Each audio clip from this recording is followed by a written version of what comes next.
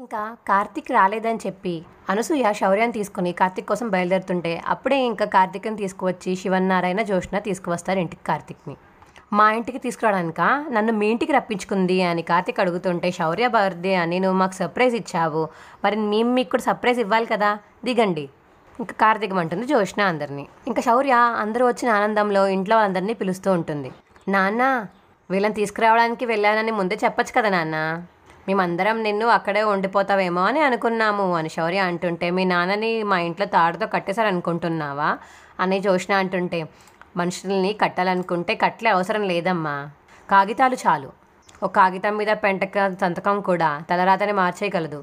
కొందరు అవసరానికి అర్హతకి మించి మాట్లాడుతూ ఉంటారు అని జోష్న అంటుంటే, కొందరు అయిన వాళ్ళకు కూడా అన్యాయం చేయాలనుకుంటారు అని కాంచన అంటుంది.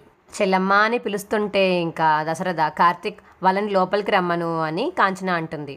సార్ రండి సార్ అని కార్తీక్ అంటుంటే, మేము వచ్చింది నీకు బంధువులుగానే రా అని శివనారాయణ అంటాడు. రండి తాతయ్య అని పిలుస్తాడు కార్తీక్. ముద్దులు తాత, నా కొత్త ఫ్రాక్ ఎలా ఉంది, అచ్చం నీకులాగే అందంగా ఉందే. అమ్మమ్మ, నువ్వు నా కోసమే వచ్చావా? అవునే. రా అమ్మమ్మ, రా తాతయ్య, పదండి ముద్దులు తాత, పదండి వెళ్దాం, లోపలికి వెళ్దామని ఇంక వీళ్ళందరినీ లోపలికి తీసుకువెళ్తుంది శౌర్య.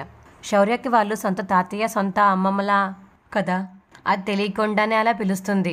నువ్వు తెలిసినా అని అమ్మ నాన్న అనలేకపోతున్నావని బాధపడుతున్నావా దీపా? నేను అమ్మ నాన్న క్షేమం కోరుకుంటేనే కానీ వాళ్ళ కూతురిగా బతికితే బాగున్ను అని అనుకోనండి అని చెప్పి దీప అంటుంటే, ఎందుకు అనుకోవు దీప? ఒకవేళ మీరు నా జీవితంలోకి రాకుండా ఉండుంటే, నా పుట్టుక గురించి తెలుసుంటే, అప్పుడు నేను వాళ్ళతో ఉండాలని వాళ్ళ ప్రేమని పొందాలని ఆశపడేదాన్ని. కానీ అంతకు మించిన ప్రేమ పంచావు బావా.